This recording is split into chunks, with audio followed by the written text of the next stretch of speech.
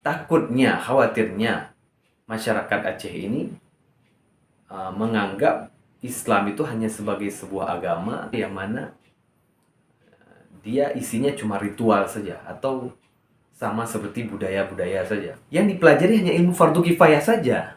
Ilmu fardu ainnya ini hilang. Dianggap nggak penting. Baca Quran, tauhid, fikih, tasawuf apa itu dianggap tidak penting.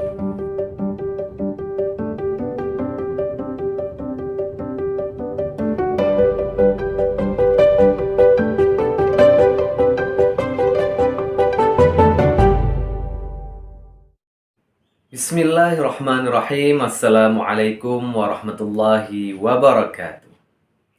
Ahlan wa sahlan teman-teman sekalian. Di video kali ini saya ingin membahas tentang syariat Islam di Aceh. Gagal atau lambat? Tema ini bermula dari perkataan atau pernyataan dua orang tokoh yang sangat berpengaruh di Aceh saat ini. Dua orang tokoh yang sama-sama dikenal sebagai akademisi dan orang yang berpengaruh dalam dunia pendidikan di Aceh. Nah, satu mengatakan syariat Islam di Aceh saat ini gagal, dan satunya mengatakan belum gagal, tapi hanya lamban saja perjalanan dan pergerakannya. Gara-gara perkataan tokoh ini, narasi syariat Islam di Aceh ini menjadi topik diskusi yang ada di kedai-kedai kopi, bahkan di grup-grup WhatsApp. Nah, maka dari itu, disclaimer dulu, saya ingin membahas topik ini berdasarkan pengamatan dan pengalaman saya pribadi yang sudah bergerak di dunia pendidikan dan dakwah lebih dari 10 tahun, baik di dalam atau di luar daerah, bahkan di luar negeri. Nah, menurut saya opini mengenai syariat Islam di Aceh ini apakah gagal atau lambat, positifnya ini menjadi isu yang kembali dibicarakan, sehingga ini mudah-mudahan menyadarkan para masyarakat, terutama orang-orang yang berpengaruh di masyarakat, untuk mengambil tindakan sehingga syariat Islam ini bisa bangkit kembali. Menurut saya, syariat Islam di Aceh pada saat ini sedang mengalami penurunan. Jadi apakah penurunan itu menyebabkan dia gagal sehingga dia terperosok jauh, ataupun memang dia sedang turun pelan-pelan sehingga muncul kesimpulan syariat Islam itu sedang lambat perjalanannya. Yang paling penting di sini adalah menurut saya bagaimana memahamkan kepada masyarakat Aceh ini mengenai seberapa penting syariat Islam itu dan untuk apa, kemana arahnya. Nah, sebelum jauh ke sana, penting bagi orang-orang Aceh sendiri untuk memahami tentang Islam itu dulu. Sebelum jauh ngomong tentang syariat Islam, kanun-kanun syariah, fikih, muamalat, jinayah, sebagainya, dan strategi-strategi sistematis lainnya, perlu pemahaman dulu tentang Islam itu sendiri. Takutnya, khawatirnya masyarakat Aceh ini menganggap Islam itu hanya sebagai sebuah agama yang mana dia isinya cuma ritual saja atau sama seperti budaya-budaya saja.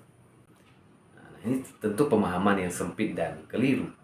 Islam itu harus dijadikan pedoman hidup, nilai-nilai hidup, dasar-dasar peradaban. Sekarang, apakah orang-orang Aceh ini menjadikan Islam sebagai pedoman dalam kehidupannya?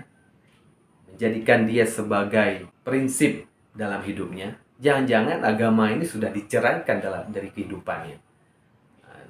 Dianggap mungkin agama ini tidak membawa keuntungan baginya di dunia. Nah, ini yang ditakutkan. Jadi kesalahpahaman cara pandang umat Islam terhadap Islam itu sendiri. Nah, mengenai pendidikan dan syariat Islam, menurut saya ada dua hal penting dalam segi pendidikan yang perlu disoroti dalam maju atau lamban atau gagalnya syariat Islam ini. Yang pertama itu mengenai kesalahpahaman pandangan mengenai konsep ilmu. Khawatirnya masih ada orang-orang Aceh yang salah paham, salah dalam cara pandangnya terhadap ilmu. Sehingga terjadilah yang namanya dikotomi ilmu. Ilmu itu terpisah menjadi antara ilmu agama dan ilmu umum. Sehingga muncullah istilah pelajaran agama, pelajaran umum, pendidikan agama, pendidikan umum. Yang mana ketika dipisah, berarti kan agama ini dianggap tidak ada hubungannya dengan pelajaran umum. Itu juga pelajaran umum tidak ada hubungannya dengan agama. Yang lebih parahnya lagi, ilmu-ilmu agama dianggap ilmu-ilmu akhirat saja, yang berguna untuk akhirat saja. Sedangkan ilmu-ilmu umum berguna untuk dunia saja. Nah, ini kesalahpahaman dan bahayanya kalau ini terjadi pada masyarakat kita. Ilmu agama, ilmu umum ini kalau dipisahkan, ini tentu sangat berbahaya sekali. Saya ada seorang ustadz yang ingin mengajar di masjid, berdakwah. Untuk sampai ke masjid, dia perlu teknologi, dia perlu kendaraan. Ketika di masjid, untuk bisa sampai di masjid dengan cepat, ketika di masjid, dia butuh mic supaya suaranya didengar lebih jelas. Nah, artinya dengan dia mengajarkan ilmu-ilmu agama, dia butuh teknologi untuk membantunya. Begitupun sebaliknya, orang-orang yang membuat teknologi, jika dia membuat hanya untuk orientasi dunia saja, maka yang terjadi teknologi itu lama-kelamaan bisa menghancurkan hidup manusia yang lain. Muncullah di situ akhirnya sifat-sifat egois, individualis, dan sebagainya. Ini yang berbahaya ketika dipisah. Jadi orang-orang orientasinya ketika pengen sukses dunia, belajar ilmu umum saja. Biar masuk surga, belajar ilmu akhirat saja. Padahal kedua-duanya ini saling berkaitan. Nah, mengenai ini juga masuk poin yang kedua, yaitu kurangnya pemahaman tentang ilmu fardu ain dan ilmu fardu kifayah. Nah, para ulama-ulama terdahulu sudah membagi ilmu itu menjadi beberapa kategori. Di antaranya itu ada kelompok ilmu fardu ain, ada kelompok ilmu fardu kifayah. Ilmu fardu ain yaitu ilmu yang wajib dipelajari oleh setiap muslim. Sedangkan ilmu fardu kifayah adalah ilmu yang kewajibannya ini cukup dipelajari oleh beberapa orang saja. Ketika sudah ada yang mengerjakan, maka terbebaslah orang lain dari kewajiban itu. Nah, ilmu fardu ain yang harus dipelajari oleh orang Islam itu apa? Menurut beberapa ulama, ada 4 ilmu fardu ain. Pertama yaitu ilmu membaca Al-Quran, kemudian ilmu akidah, ilmu fikih, dan ilmu akhlak atau tasawuf. Nah, kenapa 4 ini? Ilmu baca Quran. Sudah jelas Al-Quran itu sebagai pedoman umat Islam. Nah, dia harus dipahami. Seorang umat Islam harus bisa membacanya. Dalam sholat yang dibaca Al-Quran. Nah, maka ini sudah pasti umat Islam yang harus bisa baca Quran. Dalam hal dunia, mau melamar kerja, mau masuk kuliah, harus tes bahasa Inggris, belajar bahasa Inggris, ikut kursus, bayar sampai bayar mahal-mahal demi bisa ngomong sama orang lain. Masa untuk ngomong sama Tuhan saja itu kita nggak mau belajar. Makanya ini penting belajar Quran. Nah, yang kedua ilmu akidah, ilmu tauhid untuk mengenal Allah.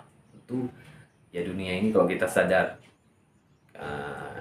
bahwa dunia ini diciptakan oleh Allah, diatur oleh Allah, maka sudah seharusnya kita memahami ilmu mengenal Allah, supaya kita tidak terjebak oleh pemikiran-pemikiran yang keliru. Kemudian ilmu fikih, di situ kita pelajari tentang cara ibadah yang sehari-hari kita lakukan, cara bermuamalah, ya kan, tentang hukum-hukum, dan ilmu akhlak. Namanya peradaban, namanya suatu bangsa tidak akan maju kalau akhlaknya ini bobrok. Maka ilmu tasawuf lah, ilmu akhlak inilah kita mempelajari tentang bagaimana kita ini bersikap dengan Allah, bersikap dengan sesama makhluk. Nah, 4 hal ini kira-kira dalam ilmu fardu ain semuanya wajib tahu sebagai orang Islam. Karena ini menjadi prinsipnya, pedomannya dalam kehidupan. Nah, ada fardu kifayah. Ini ilmu yang penting, nggak wajib, tapi kewajibannya ini cukup untuk beberapa orang saja. Tidak harus semua orang tahu. Nah, dan ini berkaitan dengan skill dan passion. Setiap orang itu punya ilmu fardu kifayah masing-masing.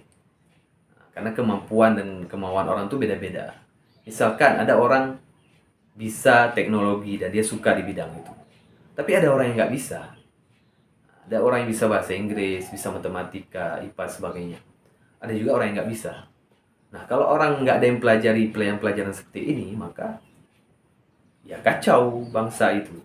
Nah, umat Islam aja ke masjid misalnya perlu kendaraan tadi kan. Nah, ke masjid dia perlu kenyamanan juga di situ.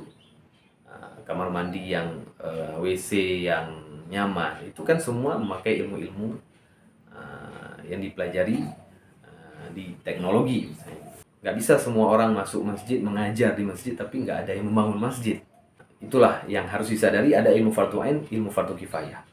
Jadi ada yang wajib dipelajari, memang semuanya wajib, ada yang kewajibannya berdasarkan kemampuannya. Nah, masalah hari ini adalah ilmu fardu ain dan fardu kifayah ini kebalik. Dalam sistem pendidikan di Indonesia, terutama di Aceh ini, kebanyakan kurikulumnya memfokuskan pada ilmu fardu kifayahnya, bukan pada ilmu fardu ainnya. Anak-anak yang di sekolah, di kuliah dituntut untuk menguasai pelajaran-pelajaran umum. Menguasai IPA, matematika, bahasa Indonesia, bahasa Inggris, yang mana ini merupakan ilmu fardu kifayah. Ilmu-ilmu itu penting, tapi tidak semua orang wajib mempelajarinya. Nah, sedangkan ilmu fardu ainnya ini malah dikesampingkan. Bahkan di beberapa sekolah umum, misalnya ada 20 pelajaran agama hanya 1 atau 2. Begitupun di sekolah agama, misalnya pesantren, ada yang pelajaran agamanya 20 misalnya. Nah, pelajaran umumnya cuma 1, bahkan mungkin tidak ada. Walaupun kita harus mengakui pasti ada juga yang seimbang, pelajaran umumnya seimbang, pelajaran agamanya seimbang. Tapi itu masih sedikit sekali.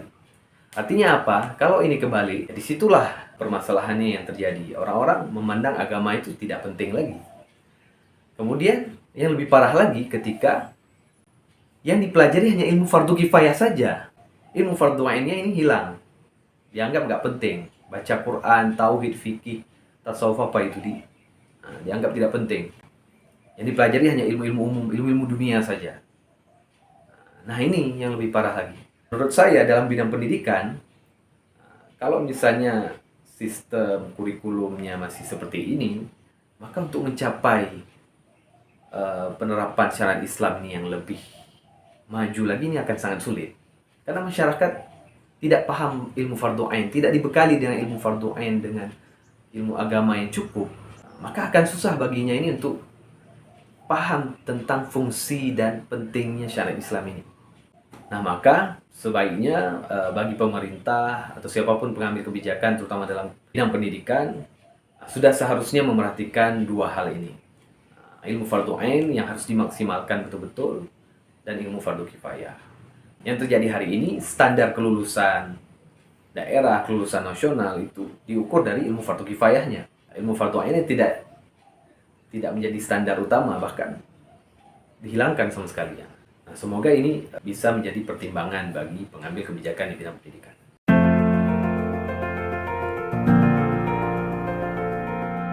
Lambatnya atau mungkin gagalnya syariat Islam ini adalah karena persepsi masyarakat terhadap dakwah ini masih sempit.